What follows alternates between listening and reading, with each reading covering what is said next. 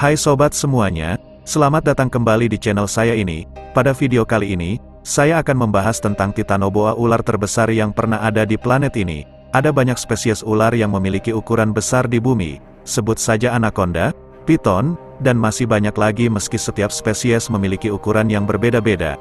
Umumnya ukurannya bisa mencapai panjang 9-10 meter dengan berat 100 kg. Namun mereka bukanlah yang terbesar, masih ada yang lebih dari itu, bahkan jauh lebih besar dari ular-ular tersebut, yaitu Titanoboa, adalah ular purba yang hidup puluhan juta tahun lalu dengan ukuran yang sangat besar. Bahkan Titanoboa diperkirakan hidup sekitar 60-58 juta tahun yang lalu. Namun sebelum kita lanjut videonya, bagi kalian yang baru bergabung di channel ini, mari ringankan tangannya untuk tekan subscribe, dan aktifkan juga tombol lonceng notifikasinya. Terima kasih.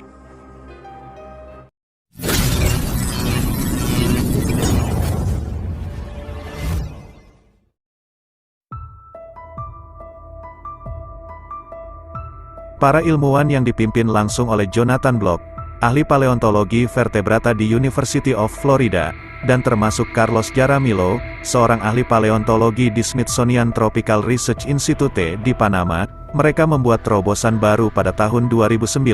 Saat melakukan penggalian di tambang batubara lembah Amazon di formasi Carrejon, Kolombia, sisa-sisa yang mereka temukan ternyata fosil ular purba raksasa.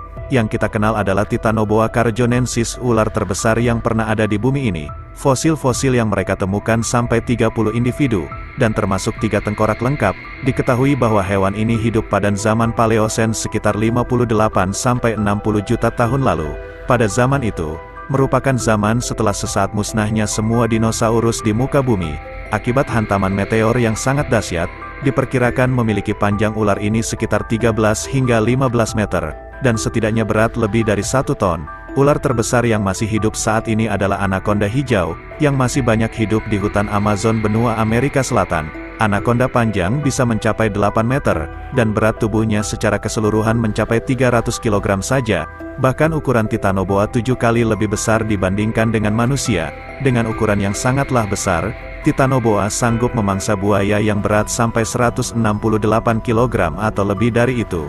Salah satu pencapaian penting dalam penemuan ini adalah rekonstruksi tubuh Titanoboa. Berdasarkan fosil-fosil yang ditemukan, ilmuwan dapat membangun kembali bagian-bagian tubuh ular ini.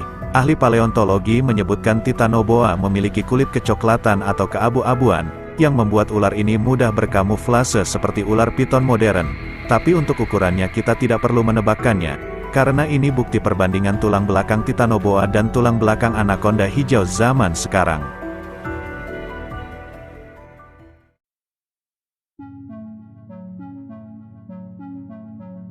Nama Titanoboa berasal dari kata boa Titanic. Menurut Smithsonian Channel yang membuat film dokumenter tentang ular ini, nama Titanoboa yang berarti boa Titanic atau boa ukuran raksasa. Dengan ukuran tubuh yang tak karuan seperti itu, kita mungkin berpikir jika Titanoboa bakal mencari makan dengan cara konvensional alias seperti ular pada umumnya.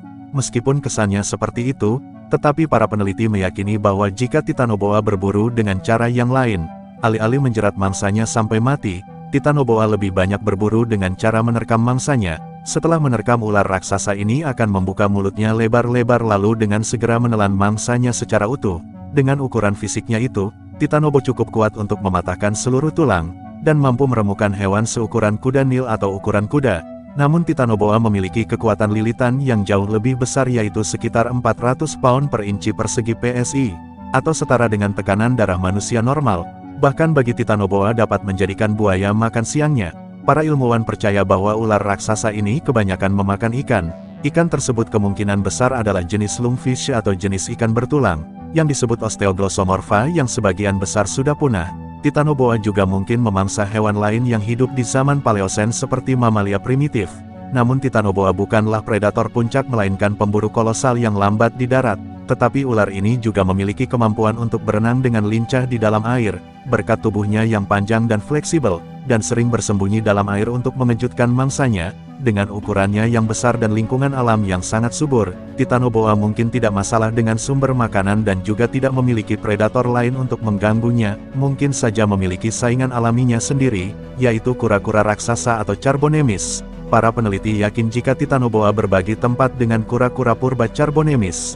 Untuk ukuran cangkang Corbonemis ini mungkin memiliki panjang mencapai sekitar 1,7 meter, dan mereka tidak saling berburu sesama mungkin sebagian besar merebut makanan, karena dua hewan ini memiliki kesamaan makanan dan cara berburu yang hampir sama yaitu dengan bermuflaze. Dalam perebutan makanan kemungkinan ular Titanoboa jauh lebih kecil untuk menang, walaupun ukurannya jauh lebih besar dibandingkan dengan kura-kura purba Carbonemis.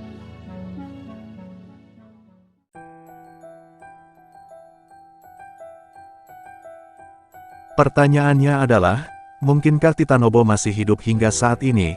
Habitat Titanoboa sebenarnya tidak akan terlalu sering bersinggungan dengan manusia, karena ular purba ini berada di cekungan hutan Amazon.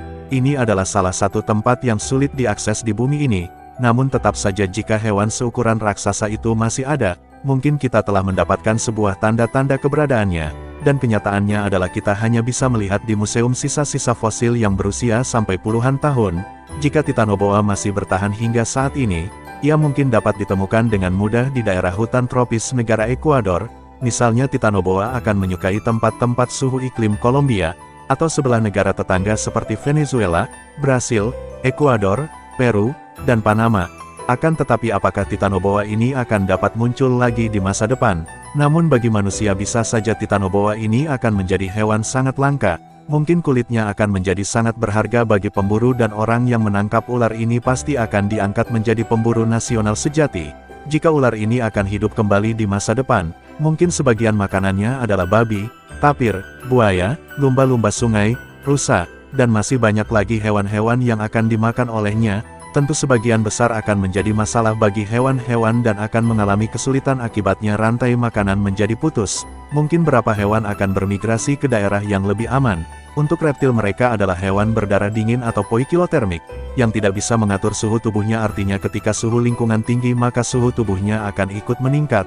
Sebaliknya, ketika suhu lingkungan rendah maka suhu tubuh hewan tersebut menjadi turun.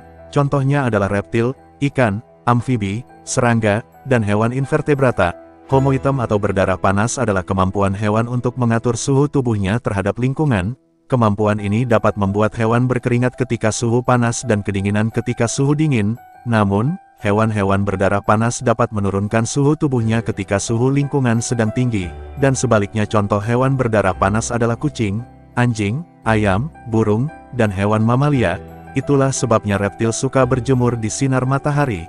Temperatur di habitatnya kemungkinan 33 derajat Celcius lebih tinggi dari masa sekarang hanya 28 derajat Celcius. Masih tidak diketahui penyebab punahnya Titanoboa, namun para peneliti menduga bahwa menurunnya suhu bumi saat itu menjadi alasan utamanya. Ular tidak akan mampu untuk mengatur suhu tubuhnya sendiri, dan sangat bergantung dengan suhu panas dari luar untuk bisa bertahan hidup. Ini karena sifatnya yang berdarah dingin. Penurunan suhu global secara drastis menyebabkan proses metabolisme Titanoboa menjadi sulit. Kondisi ini akhirnya membuat ular besar seperti Titanoboa mati, dan menyisakan ular-ular berukuran kecil. Dugaan lainnya adalah Titanoboa kehilangan hutan sebagai habitatnya yang membuat mereka punah. Itulah keunikan Titanoboa, ular terbesar sepanjang sejarah yang pernah hidup di bumi. Bagaimana pendapat kalian? Mari tulis di kolom komentar. Oke sobat semua, sampai jumpa kembali di video selanjutnya.